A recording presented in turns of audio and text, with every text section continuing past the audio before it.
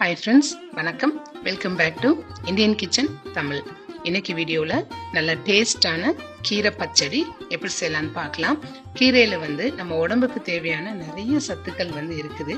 அதாவது vitamin A, vitamin C, vitamin K1, folic acid, calcium, iron இப்படி நிறைய இருக்குதுங்க. இதை நம்ம அடிக்கடி உணவில் சேர்த்துக்கிறது நம்மளுக்கு ரொம்ப ரொம்ப நல்லது. இன்னைக்கு நான் எங்க வீட்டு தோட்டத்துல வளர்ந்த கீரையை பறிச்சிருக்கிறேன். இது அரைக்கீரை, தண்டுக்கீரை. சின்ன சின்ன தொட்டிகள்ல நான் எப்பயுமே போட்டு வச்சிருப்பேன் கீரை விதை. அது ரெகுலரா அப்படியே வளர்ந்துகிட்டே இருக்கும். நான் ரெகுலரா பயன்படுத்திக்கிடுவேன். இன்னைக்கு நான் இந்த ரெண்டு விதமான கீரையை எடுத்திருக்கிறேன்.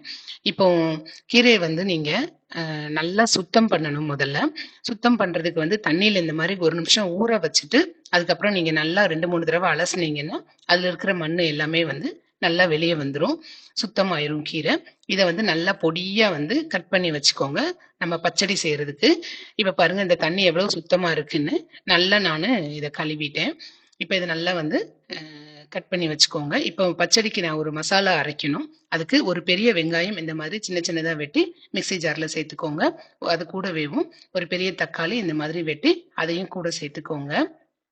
இப்ப இது கூடவேவும் 1 டேபிள் ஸ்பூன் அளவுக்கு சீரகம் சேர்த்துக்கோங்க வாசனைக்காக. அது கூட ஒரு 7 பல்லு பூடு இந்த மாதிரி உரிச்சு அதையும் கூட சேர்த்துக்கோங்க. 1/2 டேபிள் ஸ்பூன் அளவுக்கு காஷ்மீரி மிளகாய் தூள் காரத்துக்காக சேர்த்துக்கோங்க.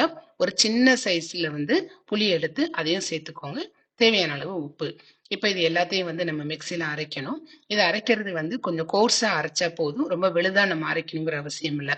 அதாவது நான் இப்ப வீடியோல காமிச்சிருக்கேன் பாத்தீங்களா, இந்த மாதிரி நம்ம அரைச்சா போதும். ரொம்ப மையா அரைக்க வேண்டாம். இப்ப வாங்க பச்சடி பண்ணிடலாம். அதுக்கு ஒரு பேன்ல 3 டேபிள் ஸ்பூன் அளவுக்கு எண்ணெய் ஊத்திக்கோங்க. எண்ணெய் நல்லா சூடானதுக்கு அப்புறமா 1 டேபிள் ஸ்பூன் கடுகு உளுந்தம் பருப்பு போட்டுக்கோங்க. கடுகு நல்லா வெடிச்சதுக்கு அப்புறமா வாசனைக்காக கொஞ்சமா கருவேப்பிலை நல்லா பொரிஞ்சதுக்கு அப்புறமா 2 போல மிளகாய் வத்தல் இந்த மாதிரி கிள்ளி போட்டுக்கோங்க. இதை நல்லா இந்த மாதிரி தாளிச்சிருங்க. தாளிச்சிட்டு இப்ப இது கூட நம்ம அரைச்சு வச்சிருந்த விழுதை சேர்த்துடணும்.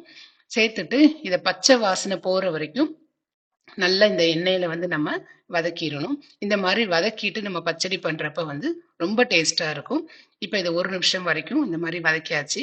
அது கூட இப்போ நம்ம கட் பண்ணி வச்சிருந்த கீரை எல்லாத்தையும் சேர்த்துருங்க. சேர்த்துட்டு இந்த மசாலா கூட நல்லா கீரையை வதக்கிடுங்க. இந்த மாதிரி வதக்குறதுனால கீரை ரொம்ப டேஸ்டா இருக்கும். அது போக நல்லா வேகவும் செய்யும். இப்ப நம்ம வதக்கியாச்சு. இப்ப இதை நம்ம மூடி வச்சிடணும். இது ஒரு 10 நிமிஷம் வரைக்கும் நல்லா வேகட்டும். ஸ்டவ்வை நல்லா சிம்ல வச்சுக்கோங்க, நல்லா வேகட்டும். இப்ப பாருங்க, ஒரு 10 நிமிஷம் ஆயிடுச்சு. பாருங்க எந்த அளவுக்கு நல்லா கீரை அந்த மசாலா கூட நல்லா மசிஞ்சு வந்திருக்கு. இப்ப கரண்டியால இந்த மாதிரி நல்லா 1 நிமிஷம் வரைக்கும் கலந்து விடுங்க. மசிச்சு விட்டுக்கோங்க. அப்ப பச்சடி நல்லா இருக்கும். ஏன்னா நம்ம இதை மிக்சில எல்லாம் இனி போட மாட்டோம். இதை அப்படியே நல்லா மசிச்சுட்டு 1 நிமிஷம் கலந்துருங்க. இப்ப நம்ம சூப்பரா ரெடி பண்ணிட்டோம் கீரை பச்சடி. ரொம்ப ரொம்ப டேஸ்டா இருக்குங்க. சூடான சாதம் கூட பிசைஞ்சு சாப்பிடுறதுக்கு அவ்வளவு அருமையா இருக்கும். சாப்பிட்டுக்கிட்டே இருக்கலாம், அவ்வளவு அருமையா இருக்கும்.